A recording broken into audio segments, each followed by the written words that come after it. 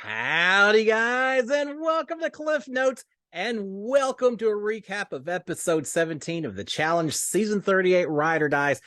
Now I'm calling it episode 17, but I got a much better title for it. Welcome to a recap of the final part one. Yeah, we finally made it. TJ's been teasing us for the last few episodes, the last few weeks, but we're finally down to the final. Gonna be exciting from this point on. These finals are always so challenging. It's amazing. So before we talk about what happened in this episode, looks like the final is probably gonna be a 2-episode deal. We have it tonight. I assume we're gonna have the final part of the final next week. So 2 episodes to cover this final. But before we talk about that, let's talk about what happened last week, right up before the final started. We lost Fessel and Mariah. I hated to see it. Man, poor Fessy. He didn't quite make it this season. We lost Fessel and Mariah last week. So we're now down to 4 duos, 8 contestants overall. 3 of those duos have a whole lot of experience doing finals in the past. One of the duos, brand new rookie newbie team. I love to see it. I'm glad someone snuck in there that are new challengers to the game. So 8 people in total. We assume that they're working as duos in this competition, in this final. Especially being ride or die as a season, all that, but knowing TJ, you never know until you get right there. But the key part is that they have made the final. TJ shows up, quickly tells the duos that yes, indeed, you are going to be competing as duos, and there's nothing easy about the final, which we expected. But he actually tells them, says this isn't going to be fast either. It's going to be 100 hours for the final. What's that work out to? 4 days, a little change. It's a long time to be competing. Now, 100 hours, these guys aren't Navy SEALs. You wonder about it sometimes watching the way some of these challenges have to do, but they aren't doing 100 hours straight. There's a little downtime in between, but from start to finish, we're told it's going to be 100 hours to compete this final to see who the winner is. Whoever wins this thing deserves it, especially as we get into this episode. They absolutely deserve it. As expected, this final is not easy. So 100 hours, he says it's going to be the longest, the hardest final yet. There have been some tough ones in the past. I remember one final that involved a figure 8 running and biking for miles and miles on end. So brutal. So if this is even worse than some of the past ones, it's going to be very interesting indeed. He does mention that this is going to test the relationship of each of those duos, and we're going to see a little bit of that this evening. So they start off, they're leaving their compound there in Argentina. A big SUV, 4x4 is waiting for each duo. They're each in their own SUV, heading out for a drive. I don't know where they're going, down in Patagonia or somewhere, a long way off. Shows them driving through the woods for a few hours. They finally reach a point where they can't drive any further, out in the woods, fields and woods, things like that. Definitely not in the city anymore. They have to start off the challenge, the final, with a fairly easy walk. They're carrying their bags, their backpacks. They've got one big trunk for each duo they have to carry as well. We don't know what's in there just yet, but they're having to carry that with them as well. An easy start, but we know it's going to get a whole heck of a lot harder. Eventually, they do come to a clearing, and lo and behold, we got 8 stationary bikes sitting up on platforms, just waiting for the contestants to show up. TJ's waiting for them as well. He tells them that inside this box that they've been lugging for the past hour or so, are tents and supplies for each duo, but comes a little bit of a catch. The trunk has a lock on it. No one knows what the code is to unlock the trunk. The only way you can find out what the code is to have a duo each hop on a stationary bike. Combined, they have to pedal 100 kilometers, which is like 62 miles or so, but plus or minus. Must or minus, since we're down in Argentina. But they have to go about 62 miles, 100 kilometers. Once they've pedaled that much, they'll get the code.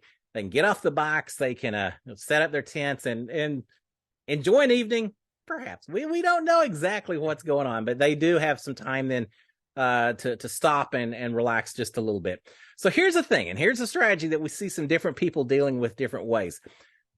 You're on these bicycles. Do you pedal as fast as you can, finish fast, maybe finish first, get off that bike, set up camp, start getting some relaxation as quickly as possible, but exhausted doing it? Or do you make it a little bit more just a ride in the country on this bike and pedal at a decent pace, but not to the point it's going to absolutely physically exhaust you. Finish up. Yeah, maybe it takes you a little bit longer, but you aren't as winded. You aren't already as exhausted when you get done. And I kind of personally think that may be the better strategy, especially watching these people pedal. It doesn't look like it's incredibly hot on this at this time of year, but they are pedaling fast, sweat running off of all of these folks. All the guys are taking their shirts off. They make fun of Devin taking his shirt off as well and all. They're certainly sweating out a lot of calories, a lot of energy to get these miles pedaled. Now Devin, he's recognized that maybe you don't need to go so fast. Devin is talking about the fact that there isn't a lot of incentive to push hard and to finish first. I'm just thinking, if this is going to be 4 days, if you pedal too hard on this very first challenge, those old thigh muscles and everything else, it could be sore for the rest of the deal, right? But maybe it's just baptism by fire. Maybe you just start off hard the very first one, get that mentality going, and proceed onwards. But Devin has decided that he and Tori probably need to take it a little bit slow. On the other hand, Olivia has a different idea. She's saying, look, we want to, or Horatio and I want to finish as fast as possible, because we really don't know what TJ has in mind. Yeah, we've got these tents here. For all we know, we're going to be in the tents for an hour, and he's going to be calling us out to do something else. So the fear of the unknown has Horatio and Olivia pedaling as fast as they can, and doing that just in case. So they've got a different strategy. Meanwhile, we've got Nani and Bananas going somewhere in the middle. These two are already griping at each other at this very beginning. Nani's very serious. Johnny Bananas is more casual. He's done enough finals. He's not going to get as worked up on this first part of the final. He's cracking jokes and laughing and everything. Nani doesn't like that. She's very focused on finishing this thing out. Remember TJ said it's going to test everyone, the duos, their relationships with each other. I think he may have been talking to Nani and, a few of them. He may have been talking to Nani and Bananas specifically on some of this, because they're not getting along right now already. They just have different ways of competing in this show. So we'll see how that turns out as they go forward. But they're pedaling. They're just not doing so real happy with each other. Horatio and Olivia wanted to go as fast as they could. It pays off for them. They finish first, followed by Anissa and Jordan. I'm so proud of Anissa. She hadn't won a final yet, but she's doing what she can. So Anissa and Jordan finish up second, and then Bananas and Nani, and then finally, quite a bit further behind, Devin and Tori finish up. But again, there's no penalty. And as it turns out, once they get the sleeping bags, the tents all set up, looks like they had the whole evening, a little campfire, the whole evening to rest and relax before the next morning started off. So with that in mind, going a little slower probably wasn't a bad idea. Devin's strategy may have paid off. But again, there's a lot of mentality as well. Back when they had the mini final earlier in the season, I think it's Fessel and Mariah that were talking about, saying, we want to set the tone. We want to be first, just so everyone knows that we're the ones they're having the race against. And later during this episode, we hear, I think it's Jordan that's talking about, saying, look, we don't want to just win. We want to dominate. We want to make everyone feel bad that they're so far behind us. So yeah, there's something to be said for that. But at this point in time, everyone gets to spend a nice casual night in their tents before we start off the next morning. And they know the next morning's going to be brutal. And sure enough, it is. TJ shows up next morning, and we find out that today's part of the final is going to be a race, and not a race on bicycles or in 4x4 SUVs. Now, this is a race involving nothing but your old horsepower that you can get from your legs. There's going to be a lot of running, walking in some cases, taking place today. It's going to be a race, and there's going to be different stations as they run down this old road. Different stations they have to complete before they move on to the next section of it. So everyone takes off running. Now, as to be expected, Anissa, she gives it everything she's got, but Anissa really can't keep up with some of these other challenge contestants in terms of running down a road.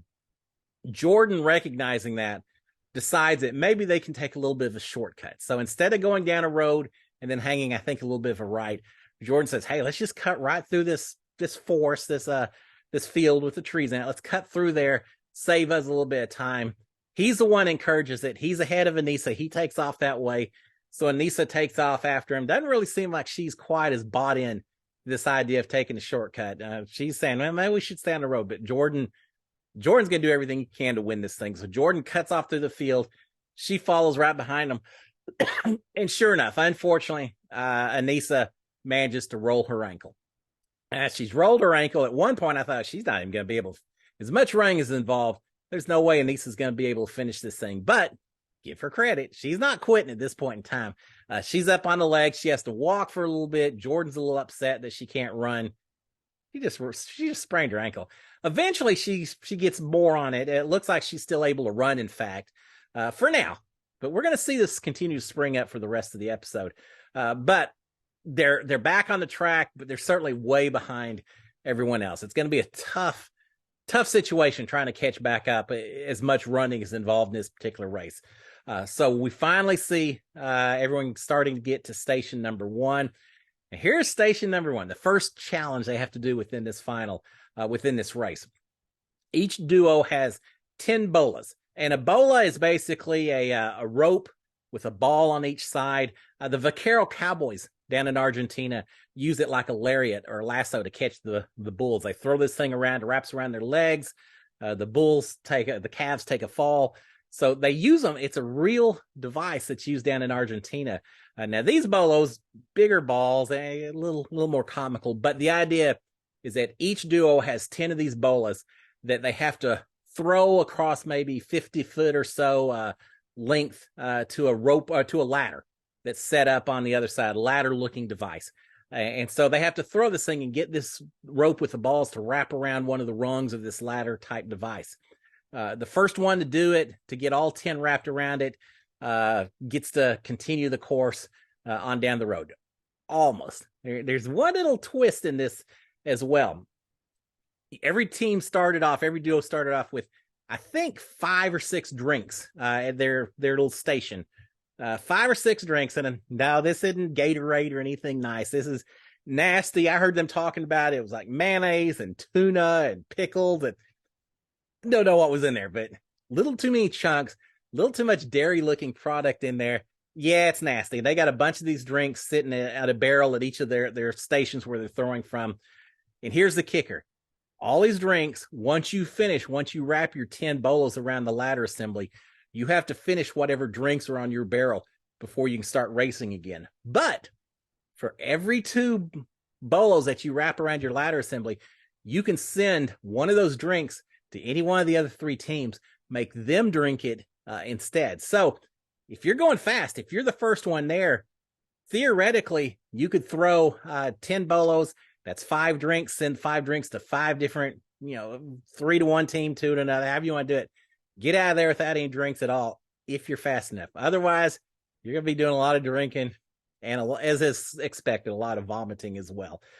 So there is incentive to get these things wrapped around as quickly as possible.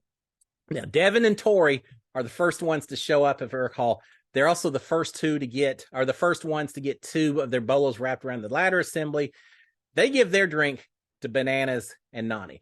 Now, certainly, Devin and Tori are not going to go after Anissa and Jordan. First of all, because Anissa and Tori are tight, so they're not going to try to sabotage each other. But they also know that Anissa and Jordan are so far behind everyone else in terms of the running. They don't see them as a threat. So really, it's a matter for Devin and Tori. Do we give it to Bananas and Nani, or do we give it to Horatio and Olivia? Well, they give the first drink to Bananas and Nani. Bananas and Nani, as soon as they get 2 of their bolos wrapped around the ladder assembly, they give the drink right back to Devin and Tori. So they're basically at square one. They also give their next drink after 2 more. They give that one to Olivia and Horatio. So it seems like they're splitting it up just a little bit. It's hard to tell as they go through the competition, but it seems like a lot of the other duos have decided to start sabotaging Horatio and Olivia. I get it. First of all, they are the newbies. They are the rookies. It's easy to go after them without alienating the other vets, and they're strong competitors as well. So it looks like Horatio and Olivia may be getting the bad end of this little twist of this particular competition. But it gets even worse for Horatio and Olivia. Olivia, while she's trying to throw these bolos, Not really sure how she did it. Somehow she managed to get one of these ropes wrapped around her finger. I think her pointer finger on the left hand, if I recall. Somehow I got the rope wrapped around her finger just right. So when she threw this thing, it ripped a big old cut in her finger. Olivia has a lot of blood in her system because there's a lot of blood dripping out of this hand, out of this finger. She can't continue to do it. They make her go over to see the medic. She's still so involved in the game. This girl's got so much spirit. The whole time they're trying to wrap her finger up and putting hydrogen peroxide on it, she's still yelling at Horatio saying, don't stop, keep doing it. Even to the point when they do finish, have to start drinking drinks, she's saying, go ahead and start drinking. I'll be over there as soon as I can. She's 100% in this game, but she has messed up her finger, and there's going to be some impact going forward with that as well. There was a lot of blood. There's a lot of blood in this episode, as we'll talk about in a little bit.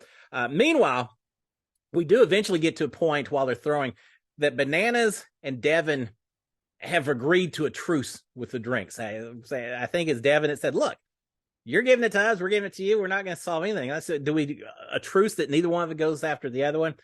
And Bananas agrees immediately. Says, yeah, absolutely. Let's go after other people instead. I think this may have been a little bit of a mistake on Devin's part. Now, I get it. I'm sure Devin saw the possibility of a lot of drinks to handle and wanted to have nothing to do with that. But I still feel like it was a little bit of a mistake because he knew that Anissa and Jordan weren't going to be giving them drinks. They weren't going to be giving drinks to Tori and Jordan. Theoretically, if he hadn't made that deal, once Anissa and Jordan showed up, they could be giving drinks to Bananas and Nani.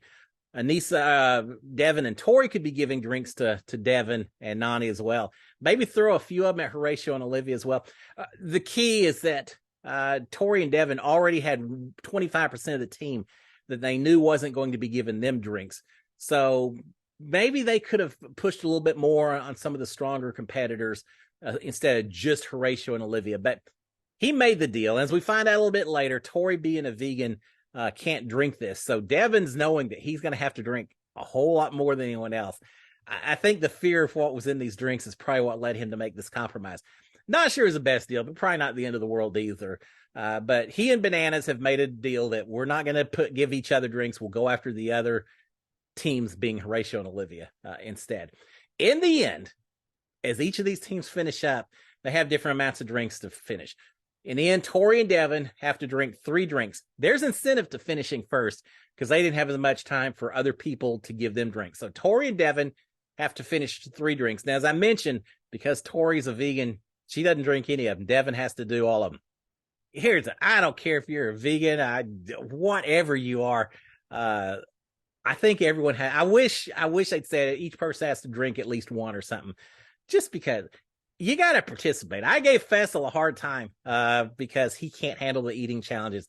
I don't want Tori not to be forced to drink some of this as well, but to each its own. This duo has decided they're going to handle it differently. Devin drinks all 3. He handles it like a champ. He drinks all 3, chugs them down. There is a lot of vomiting involved, and I'm not faulting. I'd be doing a lot of vomiting myself. But Devin does get all 3 down. They're back to running first. They're the ones on the track first before anyone else. Horatio and Olivia are the next to finish, throwing the rope ladders, but they've got 6 drinks to finish because people kind of piled on them. And again, because Olivia's still getting her finger worked on, Horatio has to start drinking them by himself in the beginning. God, these are nasty looking.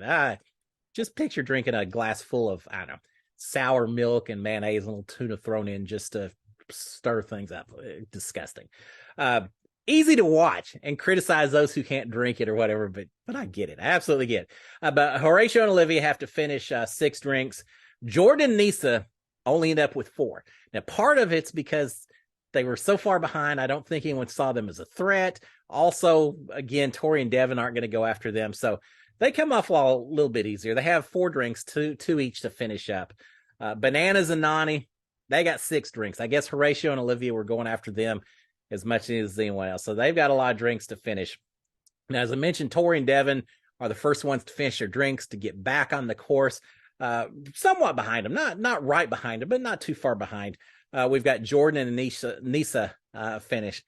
Anissa may not be the world's fastest runner, But she and Jordan are giving it everything they've got on the non-running portions. They finished this thing second.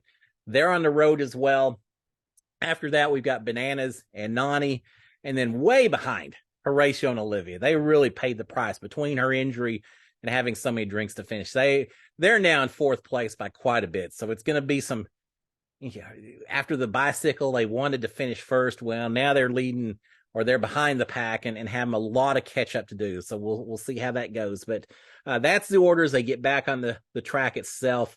And with that being said, we get to the next station at hour 21. Yeah, we're almost a full day into it. And they've reached station number 2. Now, this station, a lot more running involved. Imagine that. At this station, they come upon each duo has 16 tires. Each tire has the name of another person on it. And they have to, it's names of all the previously evicted challenge contestants from this season. Each of them has to grab one tire. You can't carry more than one. And each partner has to grab one tire by themselves, walk a kilometer down the way, which is 0.62 miles, something like that. Walk a kilometer down the road. It can't touch the ground at any point. No rolling down the dirt road or anything like this. Now, carry it on his shoulder. Once they reach the station, the end point, kilometer away, they have to stack all these tires from bottom to top in the order that these contestants were eliminated. So it's going to take a lot of trips because you only carry one at a time. 8 trips, 1 per person, 8 trips back and forth. That works out to, I want to say about 10 miles, 9.6, 10 miles, something like that. 10 miles worth of going back and forth, carrying these tires. And then you have to stack them all at the end in the right order. Now, they didn't show, as all these contestants are doing, it didn't seem like anyone really had a huge issue with getting it in the proper order. There may have been a little bit that we didn't see, but it didn't seem like it was a huge issue. Part of it, these stations are all right next to each other. If you ever weren't too certain, you could probably look at someone else's and see how they stacked it and follow along. So there's a little bit of a mental and memory challenge to this part of this station, but more than anything else, he's just carrying these tires back and forth, back and forth. We see some people running. Tori and Devin are running with these tires, doing what they can. Anissa and Jordan, not so much. In fact, it really gets the point. Talking about testing relationships, we saw Bananas and Nani not doing so well on the bike. This section is really difficult on Anissa and Jordan. Jordan is saying, look, I get that you can't maybe run full speed, but we got to move at least a little bit. And Anissa is just slowing down more and more throughout this thing. She's still moving. She's okay, but that ankle is still giving her problems. That plus just the endurance side of it.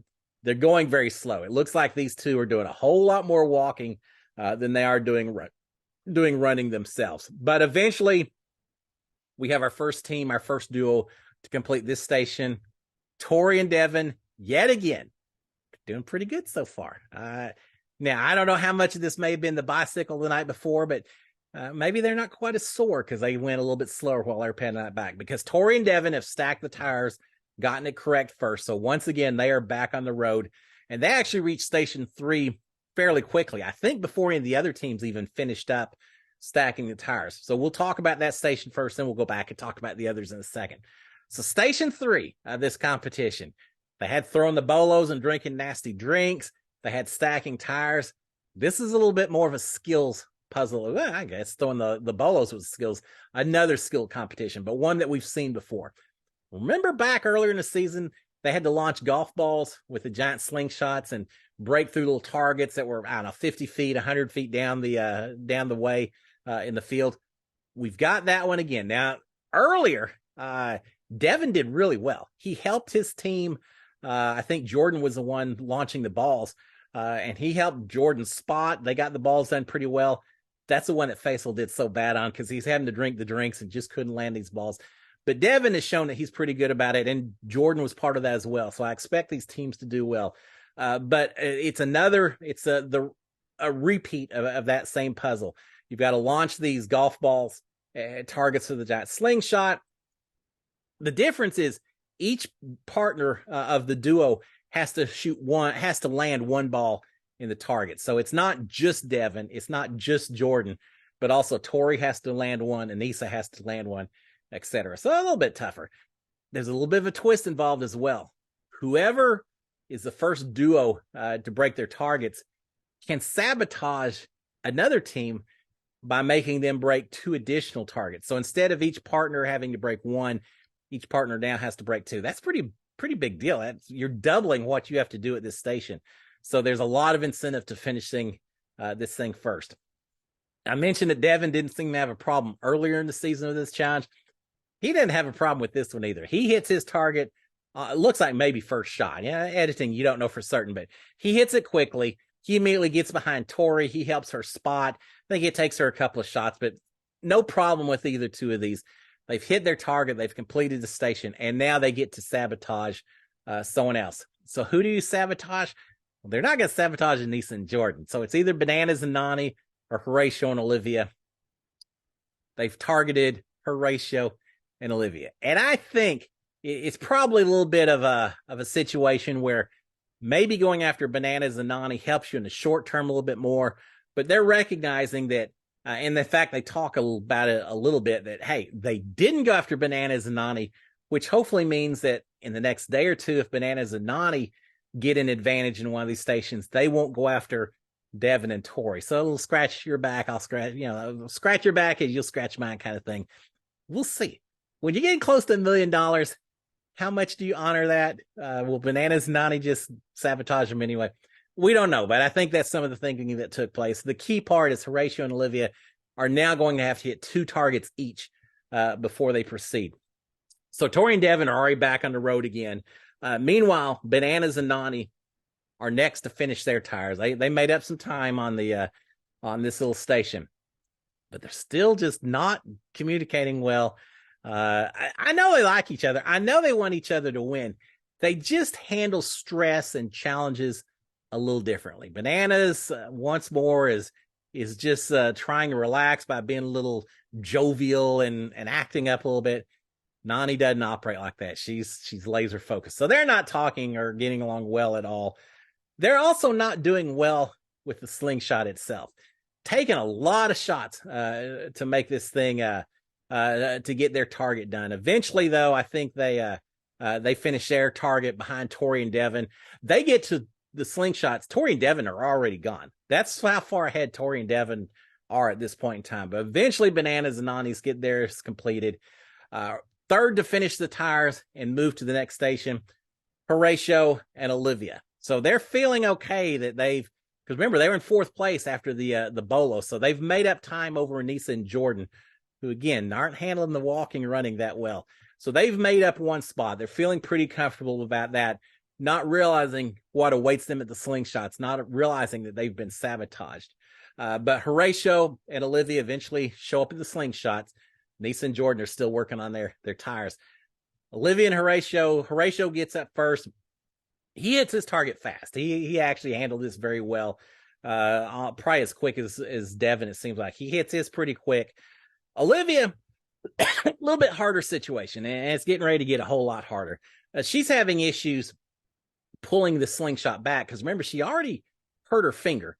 So it's really not easy. She can't really use both hands to pull it back. She's having to use, I guess it was this finger, because she's having to pull back with her left hand and try to aim at the same time and everything with this hurt finger on the other hand. It's making it tough for her to hit this shot.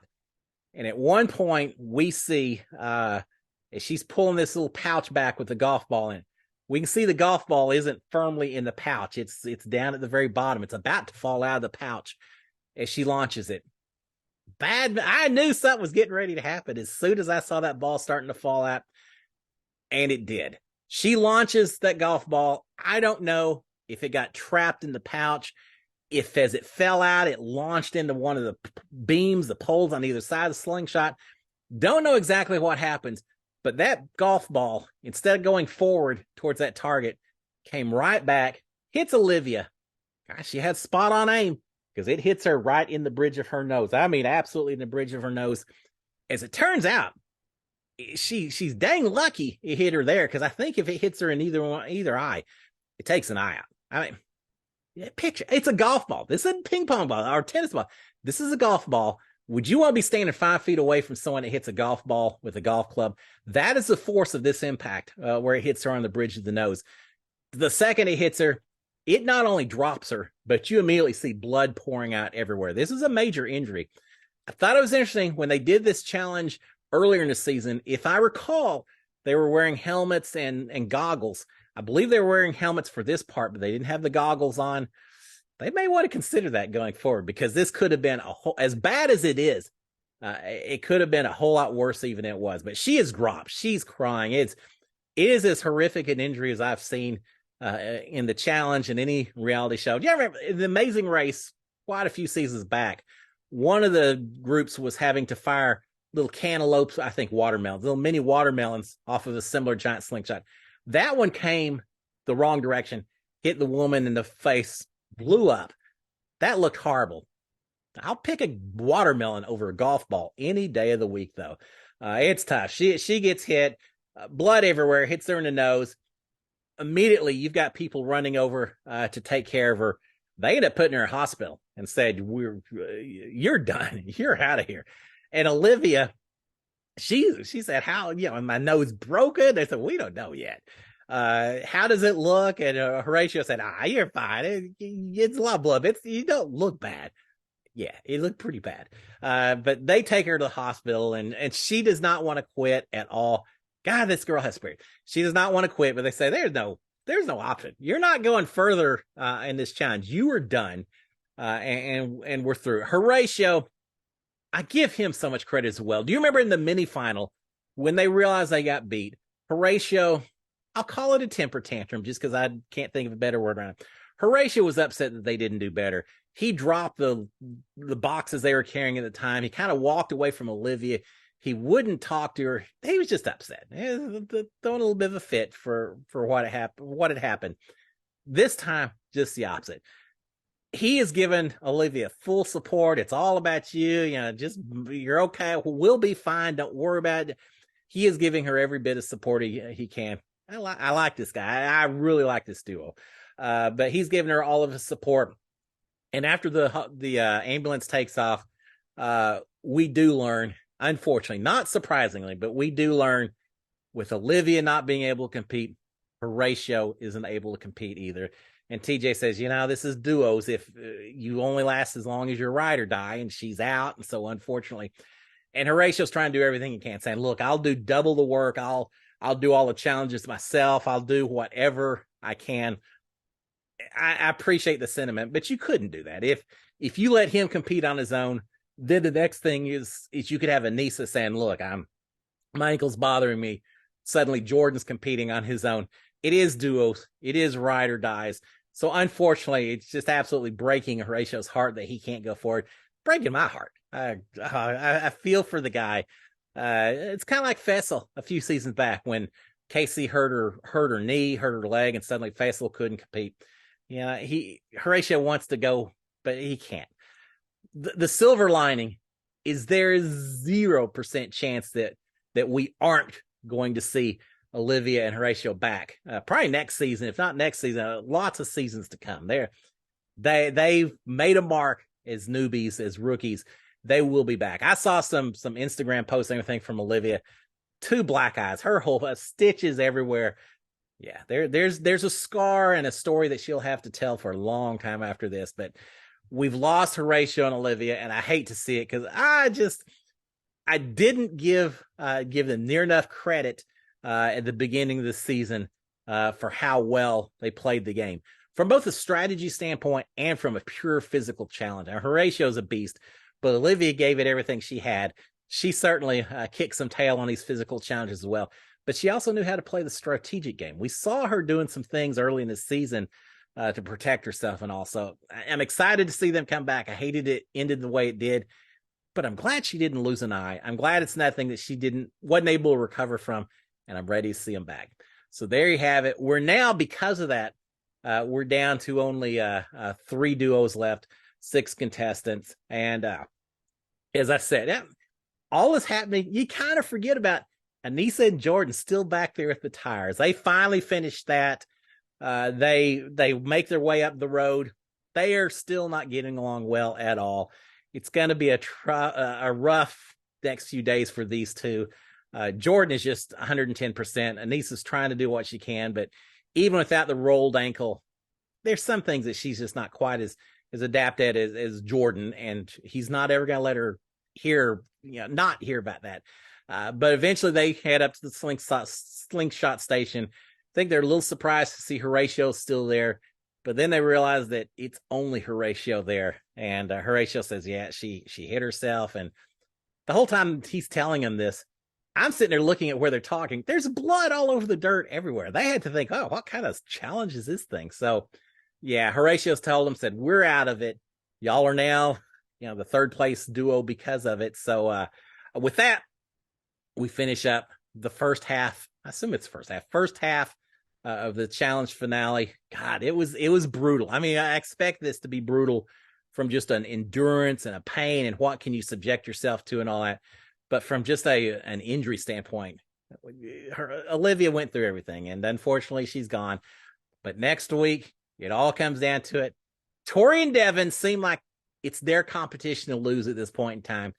Bananas and Nani, though, never discount them. They could quickly catch up because they're not all going to be running and all that. We're going to have some puzzles mixed in there, right? And that's where Devin's going to fly. Devin will do great on that. Bananas and Nani, I don't know. We'll see how they do on puzzles, but there are going to be a lot of different challenges.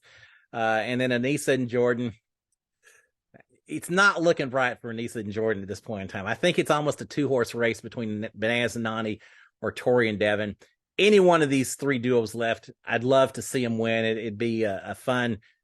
All 8 of these contestants deserve to win at this point. But we'll see you next week. I assume it's going to wrap up next week. So one more episode, unless TJ gives us another twist. If so, well, then we'll take it out one more week. Guys, y'all have a great one. I'll be back again next week to talk about the finale, at least the final, and see if maybe we know who's walking home with $500,000 each. Wouldn't that be sweet? Until then, guys, y'all have a great one. SKD143. Cheers, my friends.